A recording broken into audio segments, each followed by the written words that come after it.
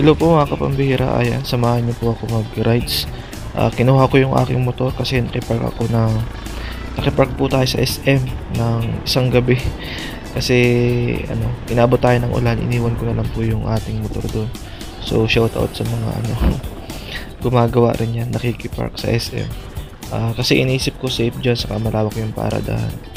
Saka yung pagpasok at paglabas may mga gwardiya naman po dyan. So yan yung nakita nating safe na pagparadahan papunta sa paradahan ng ating sasakyan. Ayan, iniwan ko po yan kasi kaya nga maulan.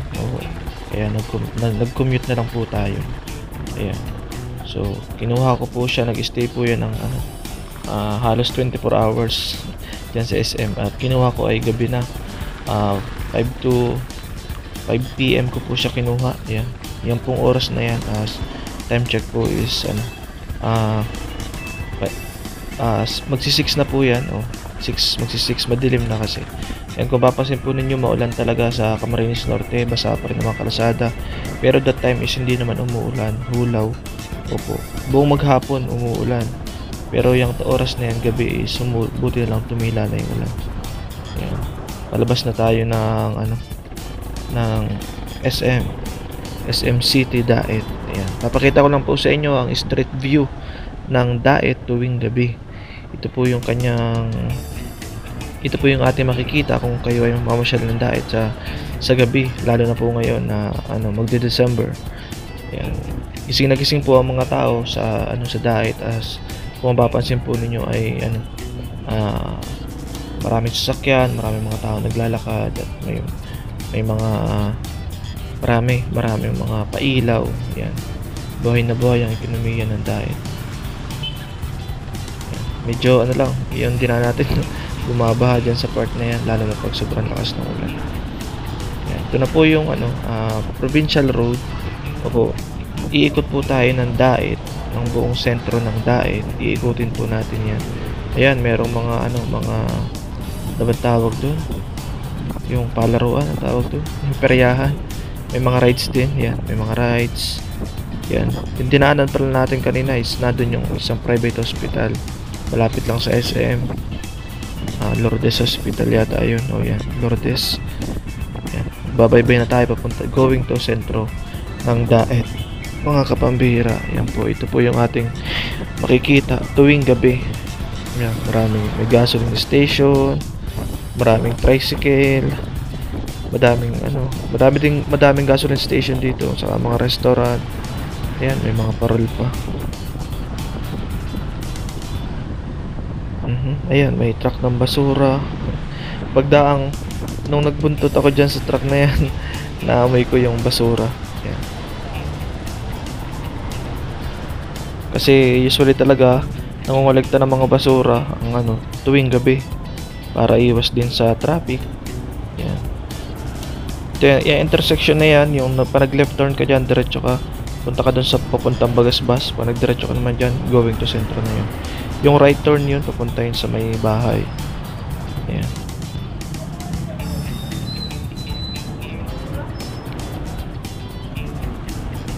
So, mapapansin po ninyo, 3 gasolinahan agad ang nadaanan natin.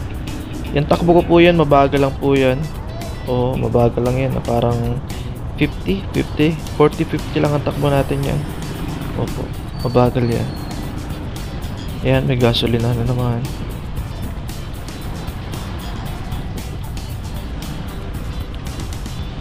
Medyo dahan-dahan kasi talaga po tayo magmaneho kasi madulas ang kalsada. Saka yung motor natin, di naman talaga po yan mabilis. Mabagal lang po yan. Ang maximum ko lang po natatakbo niyan is 80. Bihira po yan mag 90 yung motor ko na yan. Yamaha YTX lang po ang gamit natin. Nandito na pala tayo sa ito na po yung ba yan, hypermarket, SM Hypermarket. Tapos sa tapat niyan, shoutout kayo yan, ay sumalubong. Sa tapat niyan yung New One Department Store, yung binibila natin ng mga gamit kapag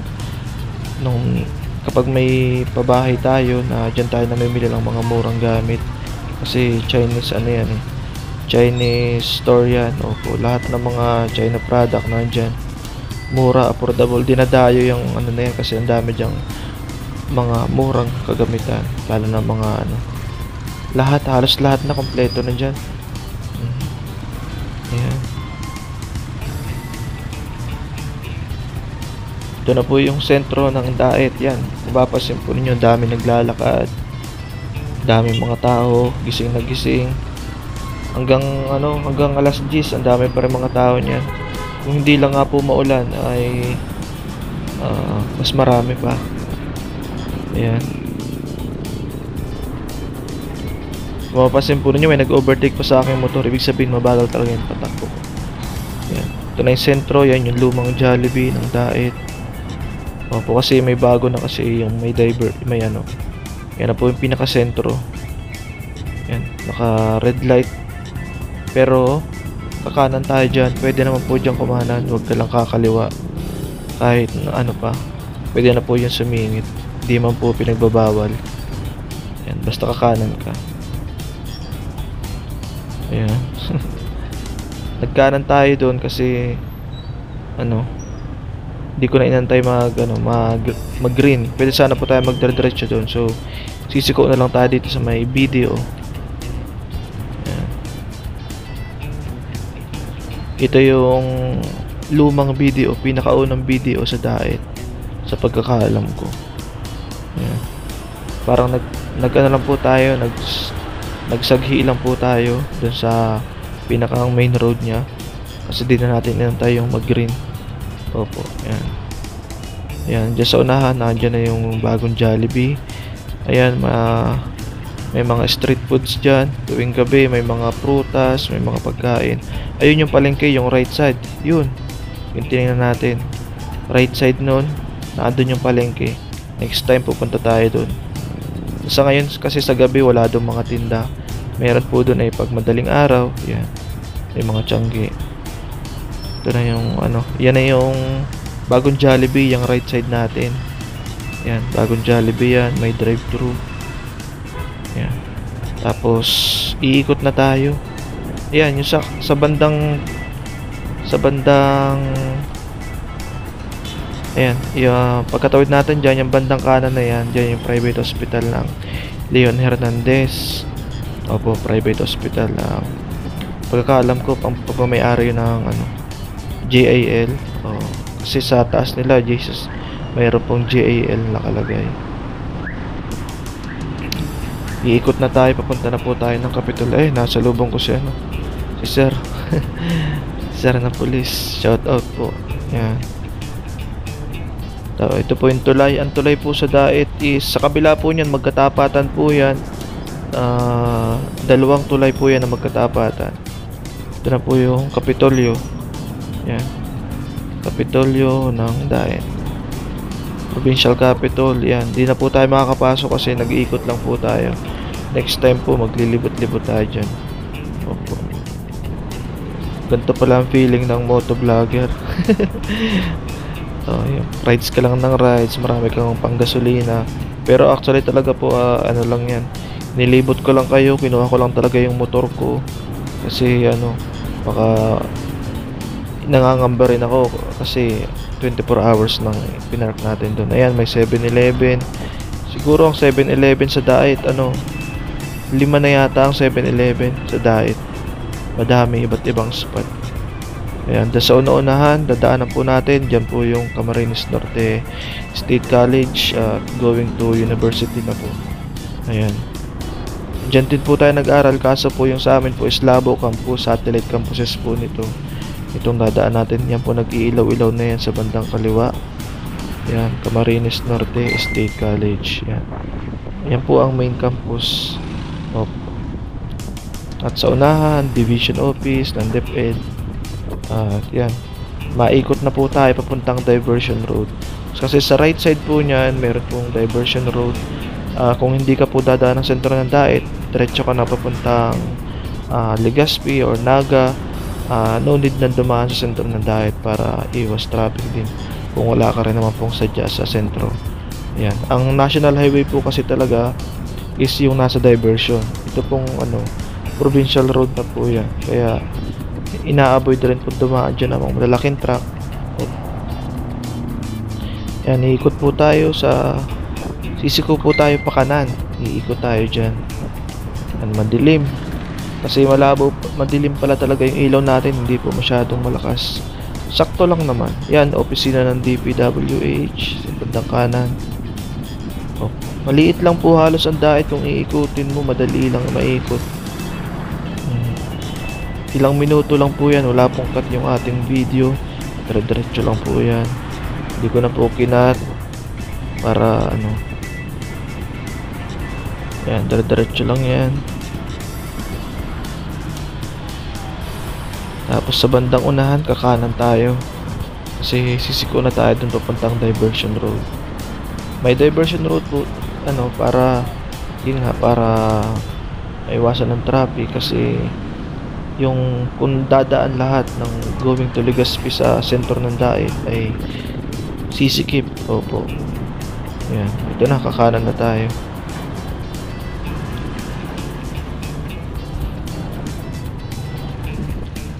Sa diversion road po, madami ding mga ano, marami na rin po tayo makikita na mga establishment. Ayan.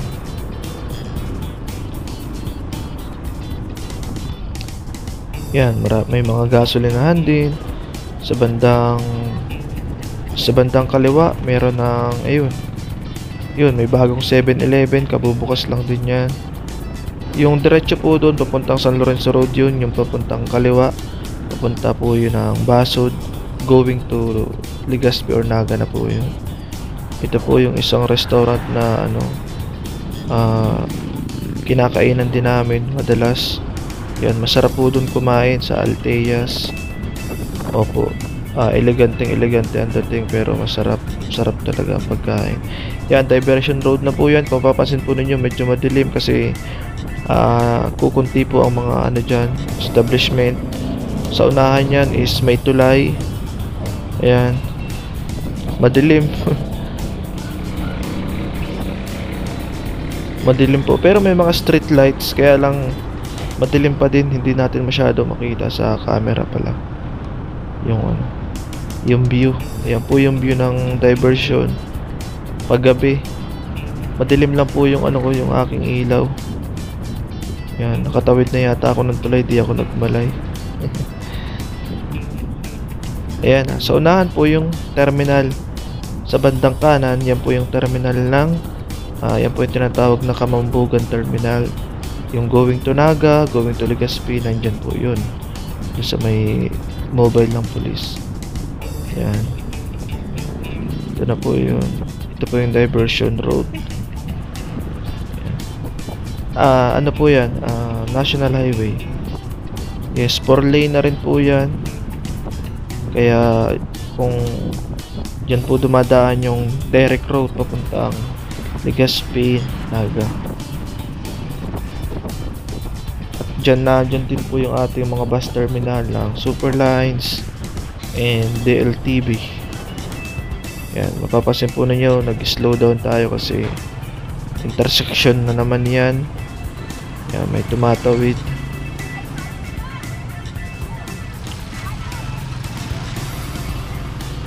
Buhay na buhay ang ekonomiya ng Dait sa gabi. Buong maghapon, walang humpay ang takbo ng mga sasakyan. Yan. Hindi napapagod ang mga tao. Yan, meron din po tayo ditong bagong tayo na ano ba yan? Save More sa Diversion Road. Yan, Save More sa Diversion Road. Yan, may mga hardwares. Ano po yan? Papalapit na po tayo sa pauwi na po sa bahay. Yan. Ginagawa ko rin po yan kung gusto mo po makaiwas sa traffic kung galing ka sa sentro ng Dait. Tutumbukin. O yun, Superlines Station sa bandang kanan, DLTV bus sa kaliwa. Magkatapatan lang po. Para makaiwas ka po sa traffic, dadaan ka talaga ng diversion. May mga rush hour po kasi diversion talaga ang pinipili ng mga may mga private cars, diversion pa lang. Diyan po kayo sasakay going to Manila, diyan sa DLTV bus or sa Superlines. Nag-ikot lang po tayo kanina, galing po tayo sa SM, ayun. Nag-ikot po tayo pakanan. Ay, galing SM, tama, pakanan. Tapos yan pong binabaybay natin na yan, papalapit na rin po tayo sa SM yan. Opo. Yan. Sa unahan may tulay, madilim po kasi wala na masyadong establishment, pero may mga ilaw, may mga street light. Madilim lang talaga yung ating ilaw. Ayan po yung yung ating binabaybay. Ayan, mayroong may under construction sa gitna ng tulay. Di na natin masyado makita. Oops, may tricycle sa unahan. Madilim. Ayun. Ayun na. Malapit na po tayo sa total. Yung pong nakita nyo nung nakaraan. Total. Nag-iikot na po tayo. Nag-iikot lang tayo, mga kapambihira. Sa unahan, nadyan na po yung intersection ng total. Yung total gas station. Ayan na po. Ayan na. Yung bandang kanan, papunta na po yun ng sentro. Yung bandang kaliwa, papunta na po ng San Vicente Road. Yung diretso is going to Manila. Tapos malapit na po yun sa SM. Siguro po mga 5 minutes lang nandun ka na sa SM. Diyan po sa location ko na yan. Yan. Nagkaliwa na po tayo agad dun sa yan. Nagkaliwa na tayo dun sa may gasoline station. Pauwi na po ito ng bahay. Yan. Pauwi na po yan ng bahay. Yan. Ang ating binabaybay San Vicente Road na po yan.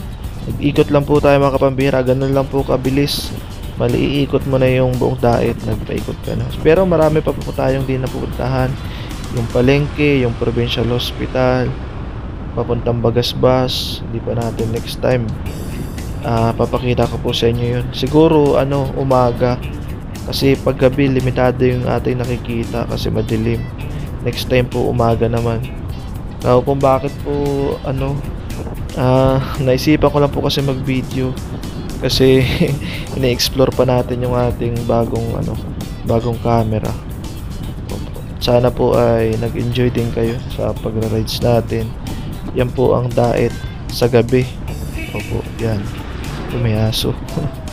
Yan po ang ating makikita sa gabi kapag naglalayas tayo sa gabi sa daet.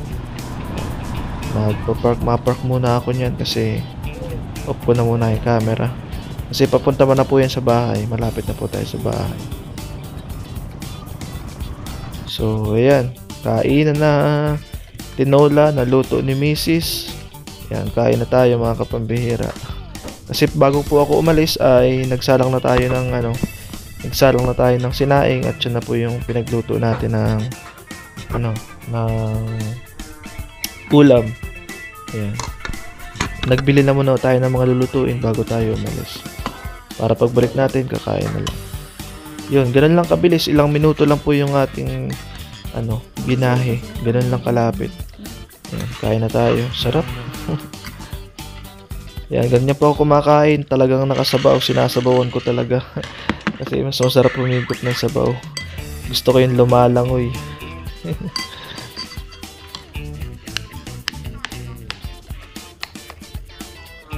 Yan, thank you Lord sa pagkain. Sarap. Di na ako nag-pray. Kain po tayo mga kapambihira. Salamat po sa inyong pagsuporta sa ating channel. Thank you so much po sa inyong panonood. Salamat po sa hindi pag-skip ng ads at salamat po talaga sa inyong lahat. Salamat po sa mga sharer, sa mga regular viewers. Thank you so much po. And hopefully po ay makagawa po tayo ng mga magandang content next time. God bless you po. Bye-bye.